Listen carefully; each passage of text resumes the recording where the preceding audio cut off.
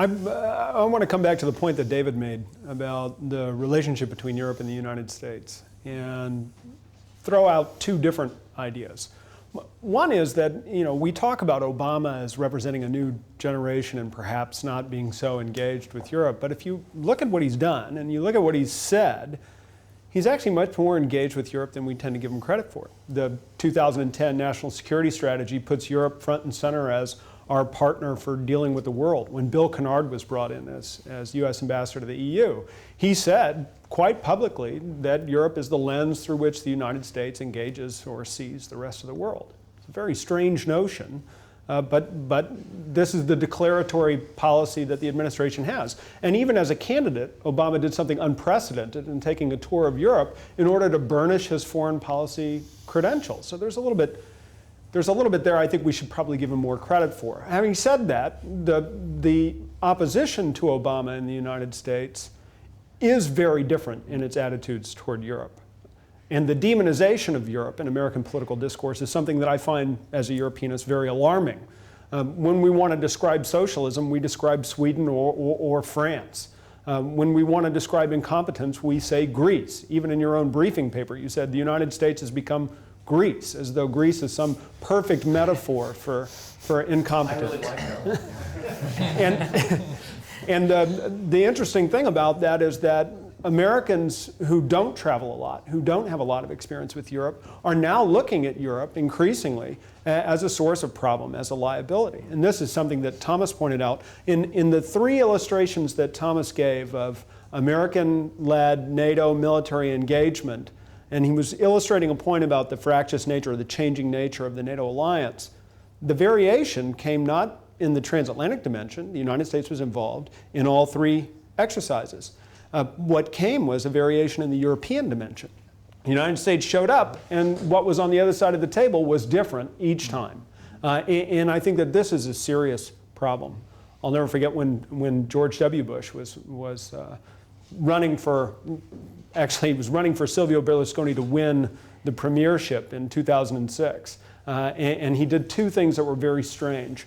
He invited Silvio Berlusconi to address the joint houses of Congress shortly before the official start of the campaign. And then he gave a statement explaining why he supported Silvio Berlusconi to remain as prime minister, although Berlusconi ultimately lost. And his explanation was, when you're president, it's confusing when they keep changing the names of the people you have to interact with.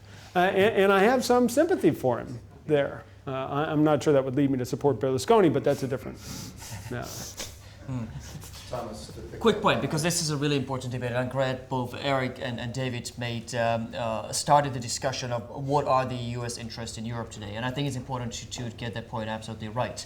Because it's easy to slip into sort of the either your Central Europe, then I would call it hysteria about U.S. withdrawing from Europe, which is not what I'm obviously suggesting. If I were to try to describe, and the Americans at the table will correct me, U.S. thinking of Europe or U.S. engagement in Europe today, I see it as this. The United States still obviously looks to Europe as the continent which has the closest values to it, but values. And therefore you're our closest allies, but you're no longer our most important allies, and that's a new ballgame. And increasingly, you're also a liability in economic terms. That's what I see. What I also see is the United States firmly committed, and you're absolutely right, Erik, to make the point, to common defense. What doesn't get stressed enough is the fact that Obama has actually done more things for the security of Central and Eastern Europe in some ways than the previous administration, whether it's contingency planning for the Balts, whether it's the 9 military exercises that the United States alone or with others held in the Baltic over the past 2 years. In terms of visible assurance measures, clearly this past administration has been rock solid on the issues of Article 5 and common defense. So I'm by no means suggesting that the United States is in some ways withdrawing from European security. What I'm arguing is, though, obviously, because the priorities have shifted, the United States will increasingly expect the Europeans to take the lead on discretionary operations. In fact, this is the more positive of the two future scenarios because of the division you just pointed out, Erik, between the Obama crowd on the one hand and the possible alternative that will come after him. The best transatlantic case that one can make in Washington now is one in which Europe will take on more of a burden for keeping order in and around Europe. and the United States will therefore be able to commit, obviously remain committed to common defense, and will be able to take care of things like the broader Middle East and the Pacific.